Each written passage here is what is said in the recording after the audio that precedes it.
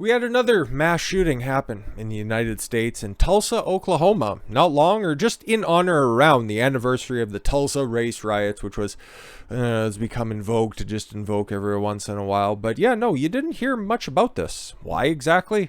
Well, we know who the target is. A bunch of people ended up dead, but yeah, no, there's one specific reason why you didn't hear too much about this. But the Tulsa gunman, Michael Lewis. Sounds like somebody who we should be talking about. Okay, it should be. I don't even remember the Uvalde shooter's name, nor will I. Fuck him. Targeted doctor who had operated on him. Okay, so that's what began this? A deranged gunman with a rifle. Yes, it was the rifle that did all of this stuff. And a handgun. Need to ban them all. Ban every single one of them. Who killed 4 people in an Oklahoma medical building, targeted a doctor who previously operated on him, and everyone who got in his way. Man, this was a man on a mission. The gunman, identified as Michael Lewis, opened fire at about 5 p.m. Wednesday at an orthopedic office on the 2nd floor of the Natalie Medical Building at St. Francis Health Systems in Tulsa. Police Chief Wendell Franklin told reporters at a press conference. He was probably just big upset because maybe he was a big Amber Heard simp, and that wasn't long after he just decided to gather up his wares, and he's like, injustice anywhere is an injustice to everyone. Lewis, 45, of Muskogee, formerly, I guess, went to the hospital on May 19th for back surgery, which was performed by Dr. Preston Phillips. Lewis was released on May 24th. What kind of fucking surgery did he have in just 5 days that was done on his back? Lewis proceeded to call several times to complain of pain and sought additional treatment. I need some pills. It hurts. He then saw Phillips on Tuesday, and he called the doctor's office again, and on Wednesday seeking additional help, Franklin said. It was unclear what sort of help Lewis was seeking. Yeah, this should be pretty high up there in the headlines, but that's Michael Lewis. Seems like a pretty stable guy based on that picture. What's that nice checkerboard pattern that's right behind him? Just asking questions, and that's the doctor that he shot up. So again, if everything was just removed, okay, if Michael Lewis looked like the way that his name sounds, we'd be hearing so much more about this story, but we aren't. A webpage on St. Francis's website identified Phillips as a board-certified orthopedic surgeon specializing in spinal surgery and joint reconstruction. Sounds like a back surgeon. About an hour before the shooting, Lewis legally bought a semi-automatic AR-15 style rifle. Oh my God, just tell us what the actual rifle is instead of just saying and evoking the scary AR-15. It's an AR-15 style rifle from a local gun store, and purchased a semi-automatic handgun on May 29th at a local pawn shop. Oh my God. He used the gun show loophole by buying it at a pawn shop. Whatever. You're telling me that somebody who was going to deal with anybody who got in his way, it was all about the gun. He wouldn't have committed this atrocity if it wasn't for the gun. Okay. Cops recovered dozens of spent shell casings from the shooting scene, as well as a letter penned by Lewis that made it clear he intended to kill Phillips and anyone who got in his way. This was clearly was written in crayons and on construction paper, because that would be great. Following the surgery, he claimed to have left him ailing, but not ailing enough to just wander around the medical facility. Good for him. He blamed Dr. Phillips for the ongoing pain following the surgery. In addition to Phillips, Franklin's identified Wednesday's shooting victims as Dr. Stephanie J. Hewson, receptionist Amanda Glenn, and William Bill Love, who was a patient at the clinic. Well, if this doctor is as much of a butcher as Lewis would have you believe, I guess he might have saved William Love a bunch of pain. They stood in his way, and Lewis gunned them down, Tulsa's top cop said. He began fire. He just began blasting at anyone who was in his way. Lewis took his own life following a rampage. Round of applause. I guess he got 5 people that day.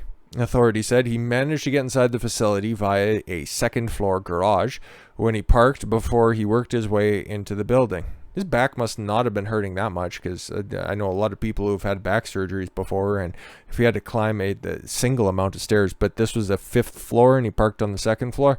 Yeah, he wasn't in that much pain. This dude was just jonesing for some pain pills.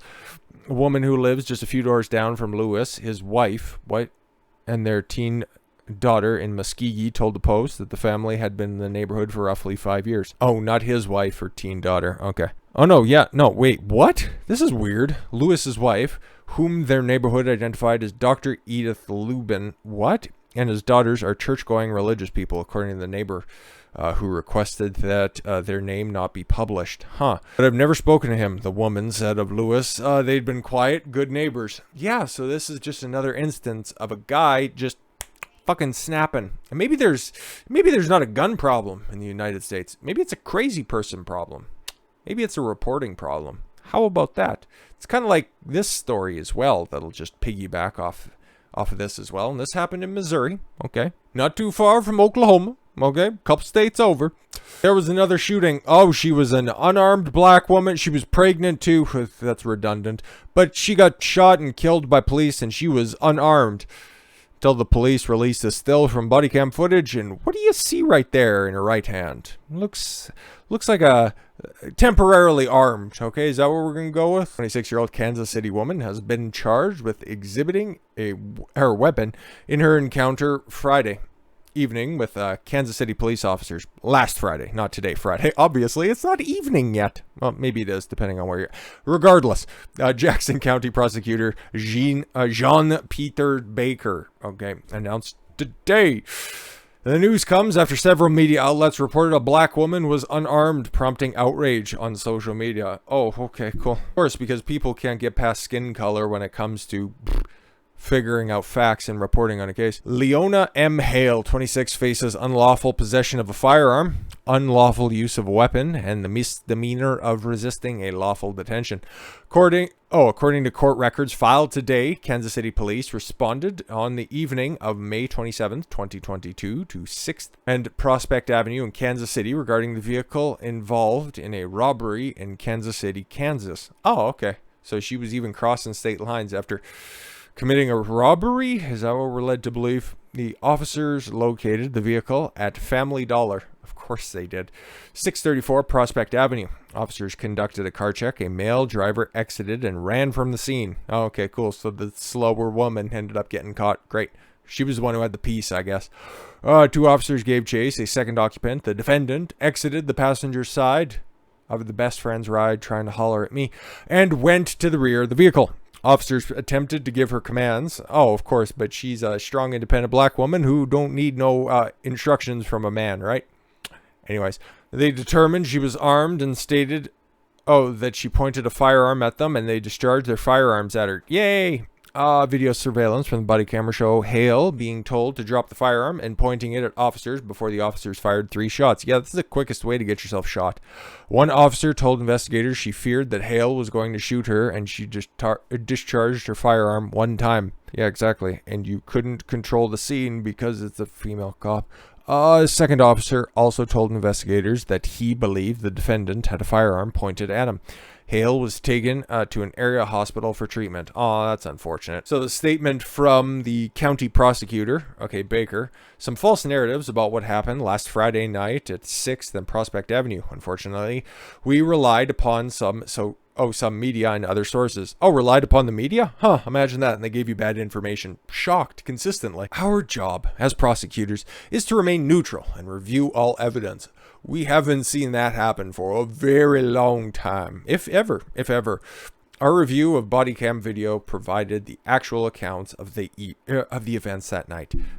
Our review of the investigation revealed the defendant, although she denied having a weapon at the time of the encounter with the law enforcement officers, continually displayed a weapon during her encounter with police officers. Yep, and she wouldn't have got shot if she would have just complied with the stop chases. The police are just hunting down black people who resist arrest and carry a firearm and wave it around at police officers. That's why you get shot. Or your Washington Post that just egregiously writes out, I think that was on St. Floyd's Day, that George Floyd was shot and killed in police custody. They actually wrote that in the year of 2022. Anyways, let's wrap this up. Body cam footage confirms the officer's statement that Hale was holding a handgun. Still photos taken from the body cam footage of this encounter also demonstrate a weapon was present and in the hands of the defendant. And there we have it right there. Seems pretty fucking cut and dry. She was a danger to the officers responding to the call. They are justified in their decisions. But at least, hey, they shot 5 times, okay? And knowing that they didn't know that they got a 2-for-1, but hey, sometimes those are the prizes that you get. But if you play stupid games, you win stupid prizes. And not only do you have a kid inside you got some casings. With that said, thank you all very much for the gift of your time. I've been Don Consuelo. I want you to follow your gut and get after it. Take care, everyone.